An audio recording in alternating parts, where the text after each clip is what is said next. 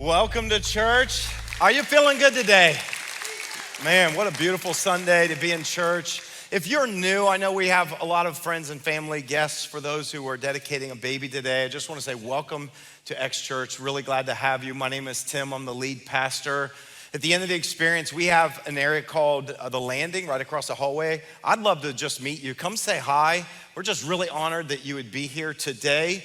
You're catching us on the last week of a series that's, I hope, been very thought-provoking for so many people.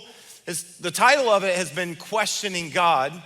And it's not that we're just trying to question God. I just find reality is that most of us at different times in our life get to a place where we have these really big questions about God.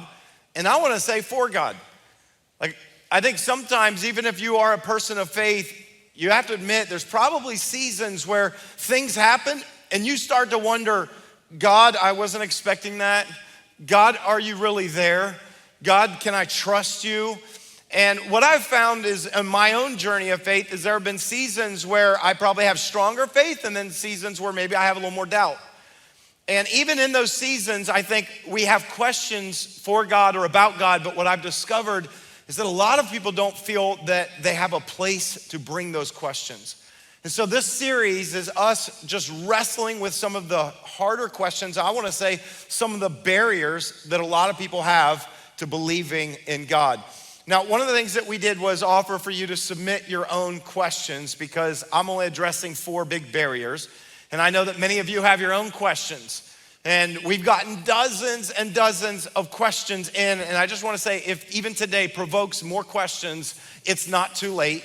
You can use our app, or if you want, you can text in to the 94,000. You text the word "got questions." And on our podcast, okay? On our X podcast, we are going to wrestle with your questions. And we already got started. I just want you to know our intention was to post a podcast that had some of the questions answered last Friday, but we really felt in light of all the things happening with Charlie Kirk that it was necessary to sit down and have a conversation about this cultural moment. And so that was last Friday. This coming Friday, we're gonna release the first of what I'm gonna say is gonna be many episodes wrestling with your questions because you all sent in a lot of them and there's some doozies, okay? So if you have some others, it's not too late. You can text "got questions" to 94,000 or you can use our app, all right? Now, the big thing I wanted us all to understand about our church and about this community is that this is a safe place to ask questions. There are some people that maybe have felt like when they go to a church or they're in an environment where people have a theology that if you question it, you're kind of told, don't ask questions. I just want you to hear me one more time. This is a safe place to ask all of your questions, as hard as they might be. I don't care how skeptical you are. You might say, I don't believe in God. Can I just say this? You don't have to believe what I believe to belong and be part of this community. We are all in the process of faith, and it's a journey. And I just want you to know this is a safe place to ask those questions, all right? And if you weren't here the last few weeks, let me just tell you what we've covered. First week, we talked about the problem of evil. How do I reconcile all the evil in this world and supposedly there being a good God? In week 2, we talked about the problem of God's people. I think one of the big barriers that a lot of people have to faith is that they've met some Christians. And of course, I'm not talking about any of you, but I am saying that along the journey, maybe you met someone that actually turned you off to God who said they believed in God. Week 3, last week, I talked about the tension or the problem between faith and science, these two sides that seem to have been kind of in this enduring battle for centuries. And how can we find a way through that tension? Today, what I want to do as we wrap up this series is I want to discuss the problem of Jesus and the resurrection. The problem of Jesus and the resurrection. Now, when I say that, I'm not saying that I believe that I have a problem with Jesus. But I do recognize that there are a lot of people in our world today that when it comes to the person of Jesus, that becomes like a delineating factor for what they believe. Because the truth is, a lot of people in our world, and I would say a lot of people in our country, believe in a God. There's a national survey that I read about just recently. They surveyed 4,700 adults in the US, and they said, How many of you believe in God? And 80% of the people said we believe in God. Then they asked a question for clarity's sake. How many of you believe in the God of the Bible? And that number dropped to 56%. And here's what I want us to recognize. This idea of believing in God, there's a lot of people in our world that believe in a God. And they'll say something like, I believe in a causer. I believe in a beginner. I believe in some kind of extraterrestrial intelligence out there. Or say this, I believe in a higher power. That's language you'll hear today. But what you will hear sometimes is a critical point is when you ask, what do you think about Jesus?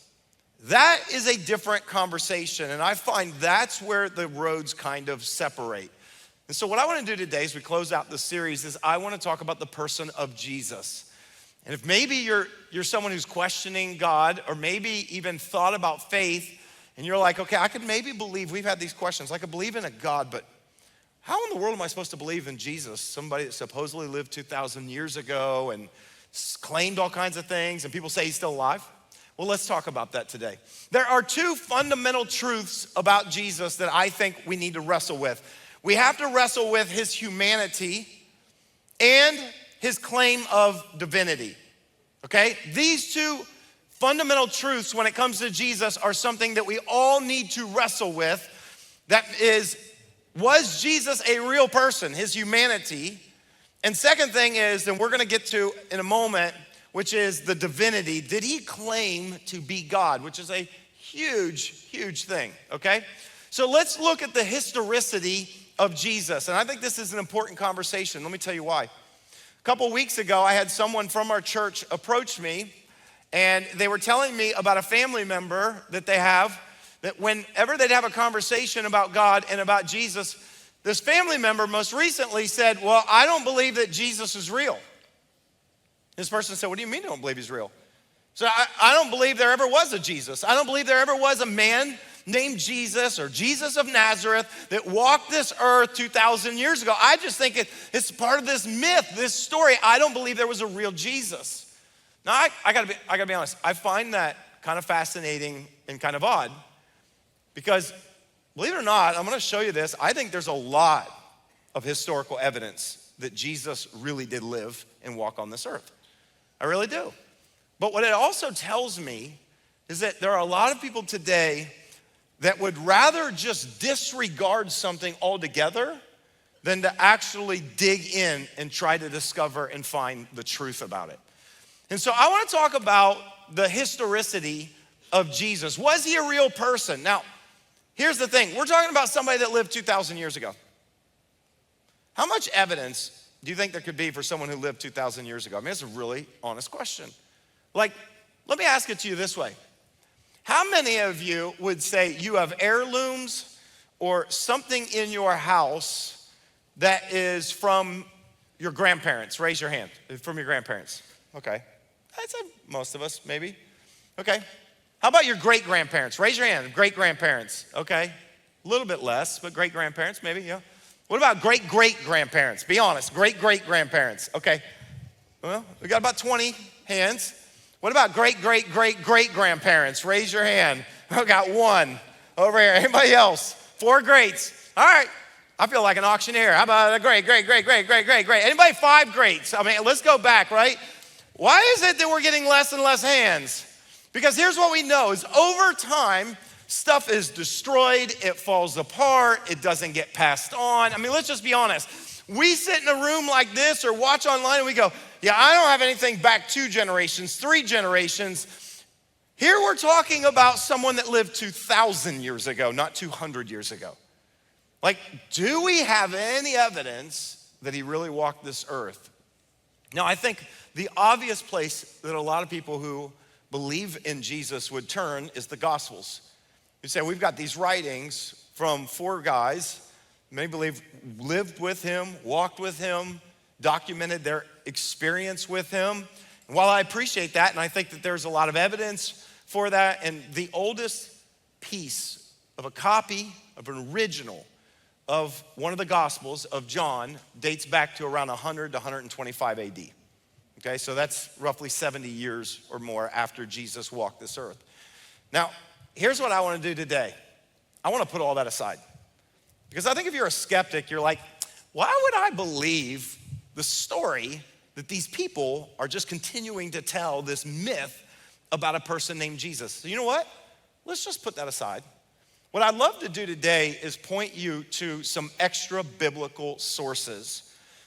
What I would say is some people who were not followers of Jesus, did not believe that Jesus maybe is the Son of God, but they did write about his life. And so I want to introduce you to three characters. The first one is a guy named Tacitus, okay? Tacitus is a first century Roman citizen, Roman historian who became a senator. I mean, Tacitus was somebody who lived, I want you to note the date, lived about 20-ish years, or was born 20-ish years after Jesus walked the earth. So this is someone who was around when that generation still walked the earth, okay? And Tacitus was, or at least he's credited for being one of the most accurate historians of Rome from the first century that we have.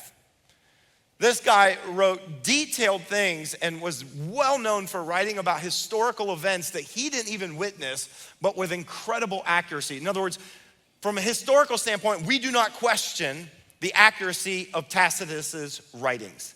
Now, I want to point your attention. I'm going to read a little bit of a lengthy piece from something that he wrote, okay, back around the end of the first century, early second century, that he wrote about Nero. Now, Emperor Nero at the time, who was the emperor when Tacitus was growing up, Emperor Nero had something happen in Rome in AD 64. I don't know if you ever heard of this, but there was a big fire that broke out. And this fire burned a portion of the city of Rome. Now, it was kind of, word was getting around the idea that Nero set the fire himself, okay? Nero, there was no kind of like secret that he wanted to rebuild stuff in part of an old traditional area of Rome, but it was kind of like historical and you couldn't touch it. And then all of a sudden there was this fire and a lot of it got burned up. And so people started to question Nero. Nero, a lot of people think he did it, going, no, it wasn't me, decided to blame the Christians in Rome. And because of that, a massive persecution broke out against the early Christians in Rome. And in his writing called the Annals, I want you to read something that he wrote. This is in Annals 1544. Okay, this is a little bit long.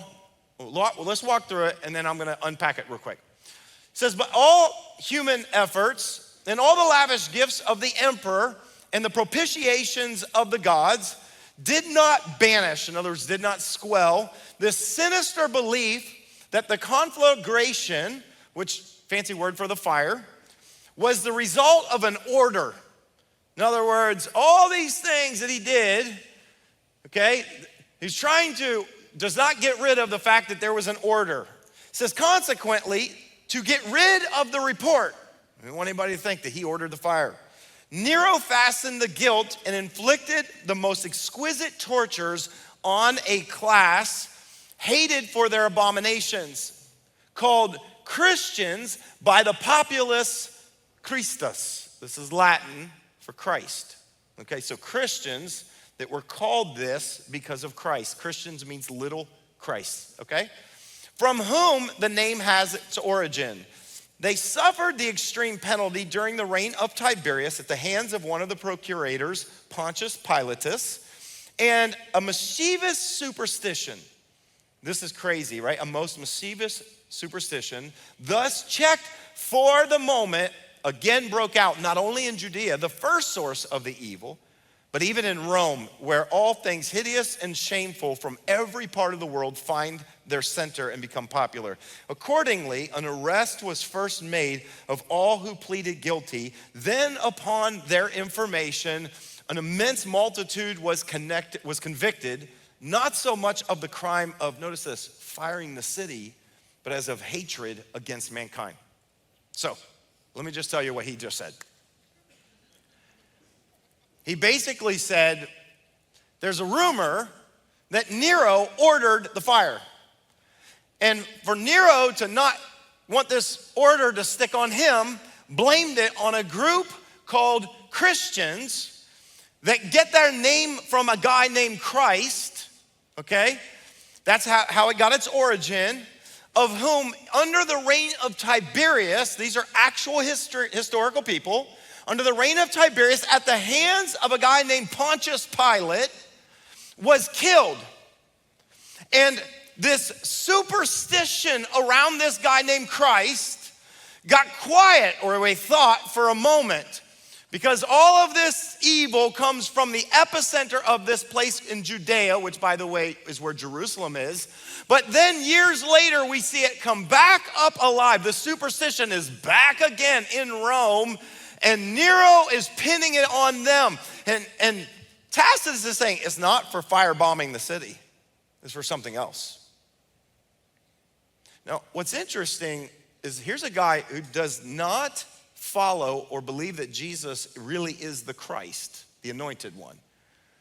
And yet, historically, he writes about this man named Jesus and these early Christians and how something started in Judea that has even infiltrated into Rome. What's crazy is that when you put this together with the gospel accounts, it matches perfectly. Pontius Pilate, you ever read that story of Jesus and his death? Yeah. And he talks about a superstition. What could the superstition be? That he was killed? Nah, the Romans were good at that. You know what the superstition was? That he rose from the dead, that he was still alive. That's the superstition that he's referring to.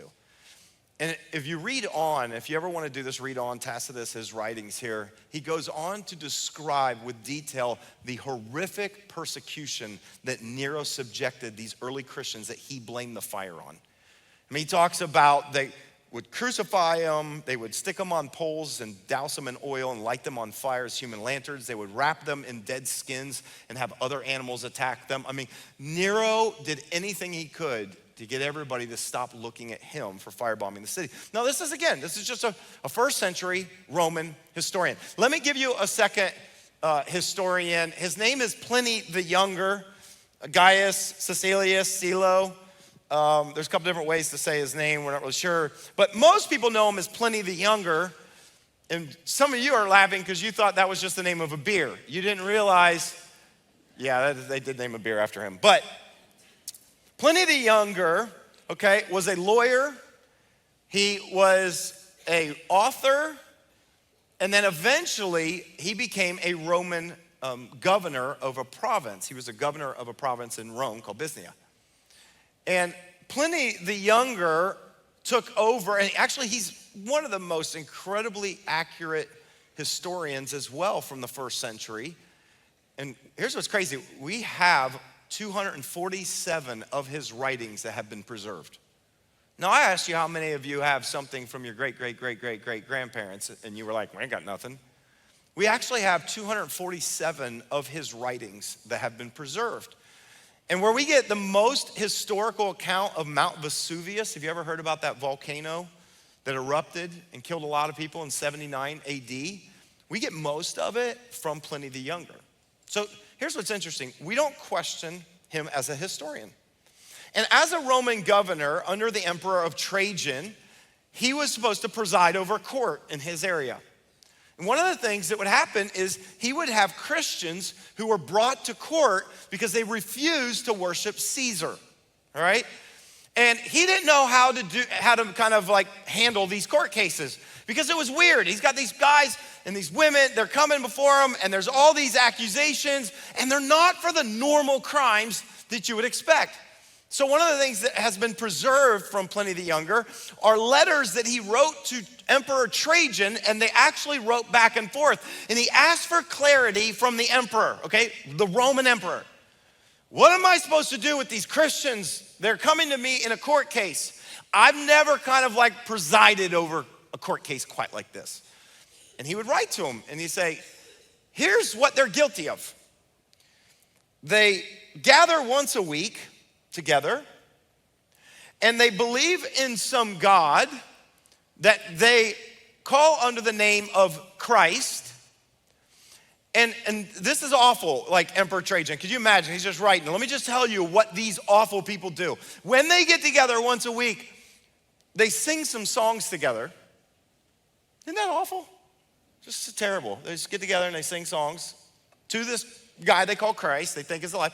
They sing songs together, and then they all get together and they pledge to each other. They kind of like, we're all gonna make an oath together that we're not gonna lie, we're not gonna steal, we're not gonna cheat, and we're not gonna commit adultery. The nerve of these people. You can understand his tension, right? He's like, what do I do with these people? Like, these are not the usual crimes that I'm used to hearing about. What am I supposed to do with them, right? And he would say, I tell him, you either repent of this, and we'll let you go, or if not, am I really supposed to kill them? And what you get is writing back and forth with the emperor, who does recognize, and the emperor has a little bit of sympathy, but he's like, if they don't worship the God of Rome and Caesar, well, then you should execute them. This is, again, these are not people who follow Jesus. These are outside of the Bible. These are historical accounts. The last one I'll just mention quickly is a guy by the name of Josephus. You probably have heard of him. He is one of the most famous first century he's actually Jewish origin, Jewish historian. And Josephus, you may notice this, was literally born within a couple years of Jesus's ministry, his death, and his resurrection. So Josephus, who grew up Jewish, knew and was around a lot of the people who said that they saw Jesus alive after his death, okay? And so Josephus was not a follower of Jesus. In fact, he fought back against Rome on behalf of Israel in the that would be really soon, in the 60s. He fought back against Rome in AD 66, 67, the war that happened with Rome. And then eventually, when they lost, he flipped sides to Rome and started writing on behalf of Rome. And the writing that most people look at, again, Jewish origin, did not believe that Jesus was the Messiah, was a writing that he had about James, the half-brother of Jesus, which if you're familiar with the Bible, you recognize we have a book in the Bible from James. And he writes about James saying that here he is, the brother of a man named Jesus, that he believed was the Son of God, and that lost his life for what he believed, okay? These are three historians that we look at, and we trust their history in ancient Rome, who all wrote about a real Jesus. So here's what I'm saying. I think there's a lot of evidence that would support the humanity and the historicity of Jesus, that there really was a person that we would refer to as Jesus of Nazareth who walked on this earth in ancient Israel. I don't think that's questioned by most scholars or anybody really, but that's not the biggest issue that people sometimes have with Jesus. It's not his humanity, but it would be a claim of divinity. This idea that Jesus would maybe claim to be more than just a man. And rather than just kind of what we all say about him, what I would love to do with our time is I want to look at this question, what did Jesus say about himself? Not what other people say about him, what did Jesus have to say about himself? And if you have your Bible with you, I'm actually gonna open up to John chapter 14. I say that tongue in cheek because this series, we haven't done a whole lot of that, but John chapter 14, there is a conversation between Jesus and his followers, his disciples, before he's arrested. And I want you to hear from Jesus himself. John, who was there, who would tell us what Jesus said. John 14, verse 6 and 7, Jesus was talking to them and he said this, I am the way and the truth and the life. No one, this is a bold statement. No one comes to the Father, notice this, except through me. Then he says this, if you really know me, you will know my Father as well. From now on, you do know him and you have seen him. Okay, here's what Jesus is telling them. And this is what makes Jesus very different than every other religious figure that has happened and has come about, every other belief system, is that Jesus showed up and he didn't just claim to be a good man. He claimed to be the only way to our Heavenly Father. The only way to what everybody then believed was the one true God, the creator of the heavens and the earth. Jesus said, oh, by the way, I'm the only way you're gonna get to see him. I am the way, the truth, and the life. Nobody else. There is no other path. And you know what? Some people don't like that. Some people don't like this idea that, hey, why would Jesus be the way? What about Buddha? What about Krishna? What about all these other enlightened ways? What about this way? No, Jesus, he makes the statement. I'm just telling you what he said. He said, no, I'm the only way. And oh, by the way, if you want to know the Father, you just know him through me. Now, this is a bold statement, okay? This is Jesus. He's claiming to be more than a good man. And most people, when we think about him, we're like, oh, Jesus was a great, religious teacher, a moral leader. I mean, we get the golden rule from him. We get all these nice things. And Jesus would say, yeah, you did, but you also get this. He says, I am the way, the truth, and life. And there's no other way. Now, most skeptics would have a lot of questions for that. In fact, some of his own disciples had a few questions. Philip being one of them. Now, Philip was a guy who adamantly believed that Jesus was the Messiah that the Jews were waiting for. At the end of Jesus' life, Philip wasn't so sure. Here's what he said in verse 8. Philip said, Lord, show us the Father, and that'll be enough for us. In other words, I could use a little proof, right? I mean, it's great. This is cute. I mean, you're like, hey, if you've seen me, you've seen God. Like, I am kind of God, and I'm the only way. And Philip's like, I don't know what to do with this. Here's what, if you could just give me, let me open heaven. How do we do a vision? Like, I don't know how you want to do this, but you're talking about it. Just give me some proof. And here's what I found. A lot of people today, and I get this, when it comes to God, when it comes to Jesus, we're saying, if you just give me proof, then I'll believe. Because I understand that. That's what Philip says. And here's Jesus' response. Look at verse 9. Jesus answered, don't you know me, Philip? Even after I've been among you for such a long time, dude, we've been doing life for 3 years. You've seen all these miracles. Don't you know me? He says, anyone who has seen me, here he is just doubling down on this, has seen the Father. How can you say, show us the Father? He literally is going on and he was like, Philip, I'm just telling you, if you've seen me, you've seen God. Okay, I just want us all to recognize something. If you were to go to work this week and you have a friend who's a little bit strange, and the friend says to you, hey, I just want you to know, if you've seen me, you have seen God. Like, you're probably going, dude, you're crazy. I don't want to talk to you again. Like, we need to, call somebody, get you help. What is going on? I just want you to consider this moment. This is what Jesus' own followers are wrestling with. This is crazy talk, right?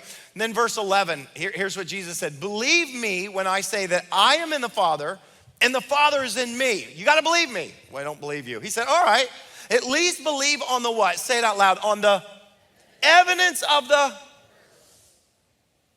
All right. I'm not going to take your word for it. He's like, all right, I get it. Then why don't you believe based on the evidence of the works I've done?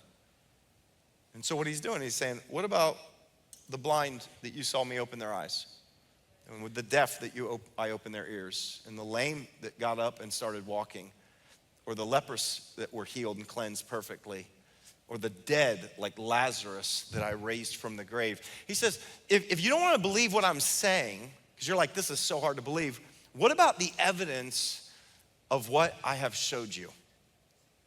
And I just want you to understand, for a lot of them, it was still really hard to believe. Here's the thing. I don't think most of us struggle to believe that Jesus existed. I think the hardest thing for some people to believe is that Jesus did the miraculous and the ultimate miracle, which was his resurrection. Like, it's one thing, like, I don't know, maybe there have been strange things and people have been healed and maybe weird things are happening, but the idea that you could die and then come back to life, that's a hard one to buy. And yet, that is the very foundation of someone who follows Jesus, the resurrection. So, here's the thing. Jesus didn't want them to be surprised. In fact, one of the ways that you could maybe know you can believe someone the most is when they actually tell you something that's gonna happen and then it happens. For example, on top of all of this, there are, some would say, 40 to 50 clear prophecies about Jesus fulfilling what was told hundreds of years before. Some would even say over 300 from the Old Testament. And there are some mathematicians like Peter Stoner who have done that. The odds that one person would satisfy 8 prophetic messages given hundreds of years before is an astronomical number. It's like 10 times 1 to the 17th power. It's ridiculous, right? On top of all of that, the most significant prophecy that was ever given, including what Jesus gave himself, was about his resurrection. And this is what he said in Matthew 17, verse 22 and 23 with his disciples. It says, when they came together in Galilee, he said to them, the Son of Man is going to be delivered into the hands of men. They will kill him, and on the third day he will be, notice this, raised to life. And the disciples were filled with grief. Here Jesus was making his own prophetic message. He's like, guys, they're gonna kill me, but on the third day, I'll be back. That's what he said, right? This is a huge statement to make, okay? This is a prophetic statement. Now, here's the thing. When it comes to the story of Jesus, that is the linchpin that everything hangs on. Everything hangs on the idea of the resurrection. And so here's what I want to do is I want to share with you some evidence of the resurrection. And here's what, before I put up, I'm going to put up just several things of evidence that we're just gonna submit to the court. And here's what I want us to all consider. Today in our own judicial system, we, under incredible confidence based on evidence, we can convict people of crimes that nobody witnessed. And we'll do it based on the amount of evidence. And all that evidence does is it gives us a confidence. Listen, a jury was never there to see it, but they can sometimes be unanimous because of all of the evidence. In other words, you'll feel confident and be able to do it. And the reason why I say that is because that's what faith is. Faith is not knowing or seeing completely, but it is what, based upon all the evidence, it can be an incredible confidence that this is true. So what do we know about the resurrection? And I know this isn't Easter Sunday, but that's okay. We're gonna just go through a few of these, all right? The first one I say is this: the details about Jesus' death are well documented, okay? Because I have heard, and the story has still kind of meanders through history, that, well, Jesus never died. They tried to kill him, and Rome failed. And so the reason why people saw him is because he actually didn't die. The problem I have with that is history tells us Rome was really good at executing people. Like they were. Like Rome, they set the bar on torture and death and killing people. We see that from a historical standpoint. People that got the cross did not come back down off of it alive. It wasn't like, if you can make it 6 hours, we'll let you go. That's not how it went, okay? In fact, they had a couple ways of verifying you were dead when they tried to crucify you, which is the format in which they killed Jesus. First thing they would do is if they got tired of being out there, they got exhausted just waiting for you to die, because the whole point was that you would suffer, they would often break the legs of the person, because what they would have to do is use your legs to support so that you can breathe. And so if you break the legs, you have no support, you're gonna hang down, it's gonna collapse on your lungs, and you're not gonna be able to breathe, and you're gonna die of asphyxiation, okay? If you're familiar with the gospel account of Jesus' death, there were 2 criminals who were crucified with him, and they did that to the criminals because they weren't dead at this point. However, with Jesus, he had given up his spirit, historically they tell us, and Jesus appeared dead. So guess what? They didn't break his legs. They did something else. So it was another test. They took a spear and they ran it up through the ribs into the pericardial sac. So sac exists around the heart, okay? And they ran it into it, and when they did that, blood and water flowed out of it. You expect blood, but not blood and water to flow out of it, which is a sign of pericardial effusion. That there was fluid building up inside of there because of injury and inflammation, and that water coming out would be a sign that his heart did not have the space to continue beating, and so that was proof enough for them. And so they took his body down from the cross and he was buried. I don't buy this idea that the Romans, with all of these people watching, someone that was a figure that the Jewish leaders wanted to make sure was dead, would not be absolutely convinced that he was dead. They put his body in a grave, and then something happened on the third day. The second one I'll say is this: women were the first witnesses of Jesus' resurrection. Now, why would that be a big deal? Well, back in ancient Rome in the first century, women were not considered credible as a legal witness. This awful misogynistic cultures that existed back then did not trust the word of women. And so here's what's crazy. If you're gonna make this story up, the last thing that you wanna create is the foundation. The first people to see Jesus alive after his death are women. You just would never do that. Now, why is it written that way? Because that's how it actually happened. That's what it is to write history. You write what actually happens, even if it doesn't help your story. And so we find that women were the first witnesses of Jesus' resurrection. The third one is this: none of Jesus' disciples believed he was alive when they were first told. Now, this is crazy, right? Because they were told at least 3 times by Jesus before he was arrested that he would be killed and he would come back on the third day. And then all of a sudden, on the third day, there's these women who said they saw him and they saw an empty tomb, and they tell these guys who had also seen him do all these miracles, and they run to the tomb and they see it's empty, and they leave scratching their head going, I wonder what happened to his body. Why? Why would they have a hard time believing this after Jesus told them and everything he had done? I'll tell you why. It's because 100% of people that die stay dead.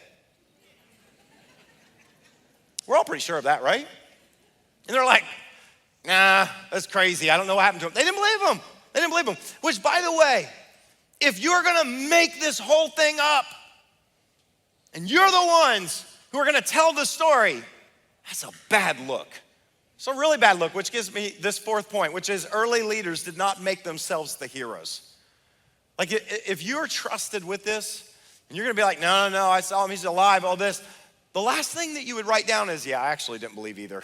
I thought that's preposterous. There's just no way that I didn't believe for at least a week, and then all of a sudden he showed up and I saw him. See, you're not gonna write that if you're gonna write yourself in as the primary carriers of this story. And yet, they did. Why? Because that's how it happened. And it makes sense, because I wouldn't trust it either. There's other things that we see. One we already talked about from a historian, that James, the brother of Jesus, didn't believe in him until after his resurrection. Could you imagine James? He had a different seat. He grew up seeing Jesus, older Jesus. Like, the gospel accounts tell us that James and the rest of his family did not believe he was the Son of God. In fact, they were annoyed by Jesus during the ministry, that they didn't stand there and watch him killed. And yet we have a book, a letter in the New Testament from James, who opens it by declaring that Jesus is his Lord and Savior. I mean, that's just crazy that your brother, like, for him to believe that, you know why he believed it? Because he saw Jesus risen from the dead. Which leads me to another one, and that is that Jesus appeared to more than 500 people at once after his resurrection. The Apostle Paul writes this in 1 Corinthians 15. Which he wrote to the church in Corinth in the early 50s, AD 50s, not 1950s, in case you were wondering, right? Which was just 20 some years after Jesus' life, death, and resurrection. And so here's what I want you to understand about that. There are 500 people that Paul says all were eyewitnesses that saw him at one time. You know, some people would say that I think all of these early followers, they wanted it to be so true that they hallucinated about it. You know what you can't get is a group hallucination of 500 people at the same time. It's actually a legitimate argument that Paul makes. And oh, by the way, this is 20 some years, 20, 25 years after it happened. So here's the thing. Anybody could question what Paul was saying. You could ask them. Like, I'll give you a great example. We had a significant historical event that happened in our country 24 years ago this year, 9/11. How many of you are adults? You were adults when it happened and you remember watching it on TV. You knew where you were when it happened. Remember that? Yeah? I want you to consider it this way. It would be like if someone came to you and said, 9/11 never happened, and if you say that 9/11 happened, I'm gonna kill you. It'd be really hard to deny what you saw happen, and that those towers aren't there, and that you had pictures, and many of you saw planes flying into them, and them crash. Like, it'd be hard. The witnesses who were there. That's what I'm saying this is like when Paul says there were 500 people who all saw Jesus alive at one time. You can ask them yourself. And then, oh, by the way, here's the next one. Jesus' followers gave their lives for what they saw and believed. All of Jesus' disciples, historically, we believe, were martyred. They were killed for not just what they believed about their good friend Jesus, but what they say they saw. I saw him alive. We're gonna run you through with the spear, Thomas. I saw him alive. We're gonna cut your head off. I saw him alive. We're gonna stone you to death. I saw him. We're gonna crucify you. But I saw him. Recant or die. And they wouldn't recant. Listen, you don't do that for a lie. You just don't. I don't care how much you want it to be true. When you are facing death, if it is a lie, you will buckle. Guess what? None of his followers buckled. Why? Because they saw it. They saw him. They couldn't. And then the last one I'll give is this. Jesus is still changing the world today. I just want you to consider that. I know maybe that's a little more anecdotal. And I know maybe it's hard for some people to believe that. But I want you just to consider that here we are, and not just us, but billions of people around the world are gathered together in environments like this to honor the name, the death, the life, and the resurrection of a Jewish guy who lived in Israel 2,000 years ago. Like, that's crazy. Do you know how many religious zealots have died that nobody talks about today? I want to look at the fruit. How do you know if something's true when you can't prove it? Prove it. One of the things I think is evidence is look at the fruit of it. That Jesus not only has, but is still changing lives. We celebrated one of those stories today in baptism of someone that had an encounter with Jesus that changed his life. Can I just say it this way? I don't think Jesus is just changing the world. I know he has, but Jesus hasn't just changed the world. He's changed my world.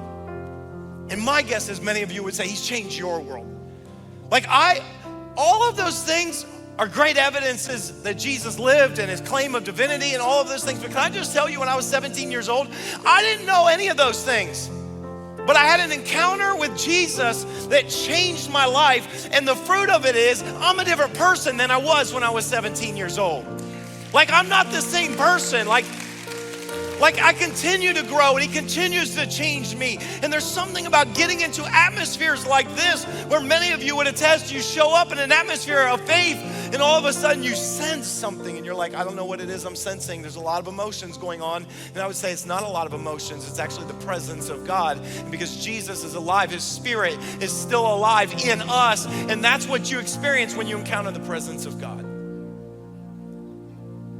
I don't know about you, but he's changed my life. I know some of you are like, what? If I had proof, you're like, Philip, just show me. And Jesus is like, there's so much evidence. All the things that I've done, said, and ultimately my resurrection. What else do you need? And here's the thing, if you're gonna hold on and say, I need proof, you're gonna have trouble believing in a God.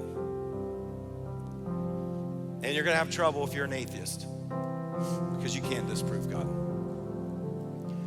And here's what I know is challenging as we close out this series. For some of you, maybe you've been deconstructing your faith because of some people that you've been around, or some hateful things, or things that have happened that just, but I want you to know the foundation of the Christian faith. It's not a Bible,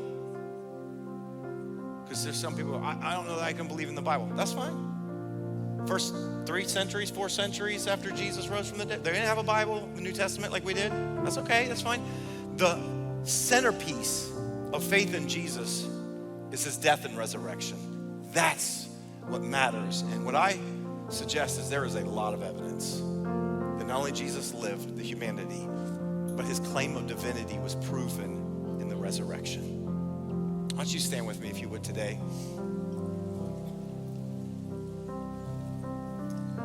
As we close out this series, what I want to do is I wanted to give us all some space to process. Maybe you're here and you believe in Jesus and you're a follower of Jesus. That's awesome. This would be one of those moments for you to put your attention and maybe recenter your focus on Jesus, because here's what I find. Even as a person of faith, a lot of times I'm distracted by a lot of other things. And there's something about getting back to who Jesus is that will just recenter you. But I also know that there's some of you here, you're watching this online. Maybe you'd say, I'm an atheist. I didn't believe there's a God. Maybe you're agnostic. I'm not sure if there's a God. Maybe you've walked away from God. You're deconstructing your faith. You're not even sure if you want to believe. I want to ask you and all of us, what are you going to do with the person of Jesus? You either disregard and you say he was crazy and we should not be talking about him, or you need to confront the claim of his death, burial, and resurrection. So would you just bow your heads with me? Let's just take a moment to center ourselves before God. Heavenly Father, I know that maybe there are some that are in this room watching online that maybe when it comes to faith or doubt, that God, this has been a struggle, that it's been a battle. They're not really sure what to believe and what they can trust. And I understand all of that. And God, I thank you that you welcome us with our questions and with our doubts. But I also recognize, God, that it does take faith, that we can look at all the evidence, but there comes a point when we have to take all that evidence and we have to make a decision. And I pray, God, right now as we create space, we make room for, God, you just to meet us, that God, you would just cause faith to come alive. In Jesus' name we pray, amen. Thanks so much for tuning into this message. I hope that it encouraged you and inspired your faith.